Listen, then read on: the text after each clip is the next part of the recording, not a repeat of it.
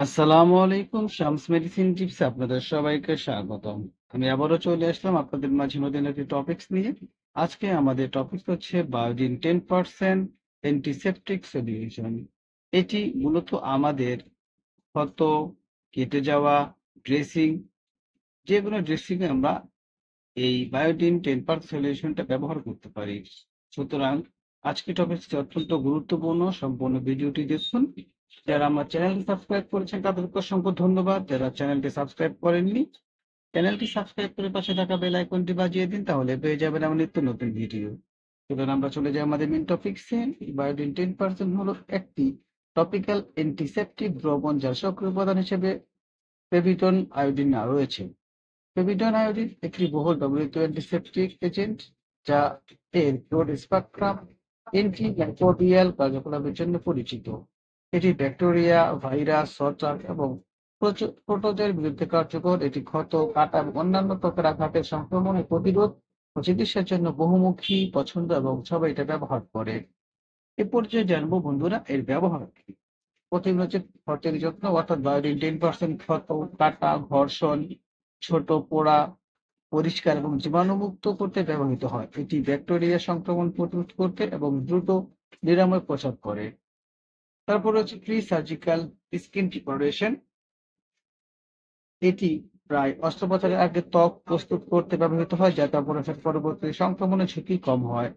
সংক্রমণের জন্য অ্যান্টিসেপটিক সমাধানটি ব্যাকটেরিয়া, ছত্রাক এবং ভাইরাস দ্বারা সৃষ্ট সহ ত্বকের সংক্রমণের চিকিৎসায় এবং প্রতিরোধ করতে ব্যবহৃত হয়। চিকিৎসা সরঞ্জাম জীবাণুমুক্তকরণ ব্যবহারের আগে এবং পরে অস্ত্রোপচারের যন্ত্রপাতি এবং চিকিৎসা ডিভাইসগুলো জীবাণুমুক্ত করতে ব্যবহার করা হয়। এ পর্যায়ে আমরা জানবো যে এটা আমরা বায়োডিন কিভাবে ব্যবহার করব।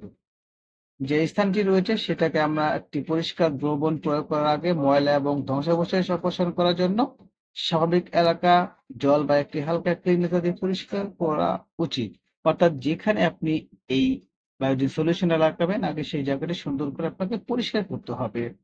এবং এটি প্রয়োগের জন্য আপনাকে একটি তুলো বা গজ, পরিষ্কার গজ নিয়ে আক্রান্ত স্থানে যে বায়োডিন 10% সলিউশনটি প্রয়োগ করতে হবে এবং এটি ড্রেসিং এর ভিজানোর জন্য ব্যবহার করা যেতে পারে।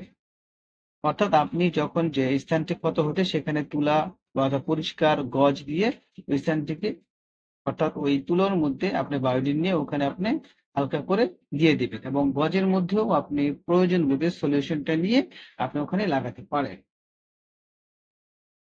এই পর্যায়ে আমরা জানবো যে ব্যবহারের ফ্রিকোয়েন্সি এবং অ্যাপ্লিকেশনটি প্রতিদিন 1 থেকে 3 বার পুনরাবৃত্তি করা যেতে পারে, অথবা একজন স্বাস্থ্যসেবা কর্মীর পরামর্শ নির্দেশ অনুসারে হতে পারে। অর্থাৎ আপনি যে স্থানটিতে এটি প্রয়োগ করবেন, এটি 1 থেকে 3 বার দিনে প্রয়োগ করা যেতে পারে।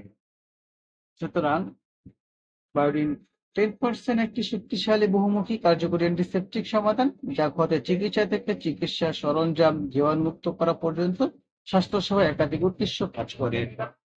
আপনি যদি বায়োডিন সম্পর্কে কোনো কিছু জানার থাকে আমাদেরকে কমেন্টস করে জানিয়ে দিন। আমরা আপনাদের কমেন্টস গুলো যথাযথ দেওয়ার চেষ্টা করব। ভিডিওটি ভালো লাগলে বন্ধুদের সাথে শেয়ার করে দিন। আজ এ পর্যন্তই। আবার কথা হবে নতুন কোনো টপিকসে। সে পর্যন্ত সুস্থ থাকুন। খোদা হাফেজ।